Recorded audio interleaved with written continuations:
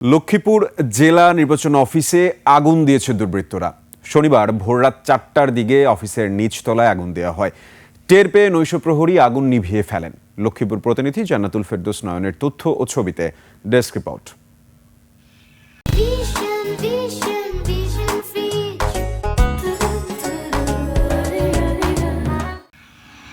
লক্ষ্মীপুর জেলা নির্বাচন কার্যালয়ে আগুন দেওয়ার ঘটনা ঘটেছে। এতে কার্যালয়ের নিচতলার একটি কক্ষে থাকা বেশ কিছু মালামাল ও নথিপত্র পুড়ে গেছে। শনিবার ভোর 4টার দিকে এ ঘটনা ঘটে। সিসিটিভি ফুটেজে দেখা যায় ভোরে মাস্ক পরা এক যুবক কার্যালয়ের পশ্চিম পাশের দেয়াল টপকে ভেতরে ঢোকে। কিছুক্ষণ পর স্টোর রুমে আগুন জ্বলে উঠতে দেখা যায়। এর পরপরই মাস্ক পরা ওই যুবক আগের মতো দেয়াল টপকে কার্যালয় থেকে বেরিয়ে যায়। নির্বাচন কর্মকর্তারা জানিয়েছেন, পেট্রোল ঢেলে কক্ষটিতে আগুন দেওয়া হয়েছে। অফিসের দায়িত্বরত নাইট গার্ড টের পেয়ে দ্রুত আগুন নিয়ন্ত্রণে আনে।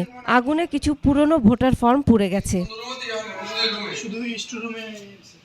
জেলা প্রশাসক ও রিটার্নিং কর্মকর্তা জানান, এই আগুনে আগামী জাতীয় সংসদ নির্বাচনী কার্যক্রমের কোনো প্রভাব পড়বে না। একজন দুর্বৃত্ত পেট্রোল নিয়ে অফিস ক্যাম্পাসে প্রবেশ করেন এবং তিনি আগুন দেয়। সাথে সাথে আমাদের অফিসের নাইট গার্ড এবং কর্মচারীরা টের পেয়ে পানি দিয়ে নিভে ফেলে। বড় ধরনের ক্ষয়ক্ষতির হাত থেকে রক্ষা পাওয়া গেছে, কিন্তু কিছু 2008-9 সালের কিছু 2 নম্বর ফর্ম ছিল, সেগুলো হালকা পুড়ে গেছে।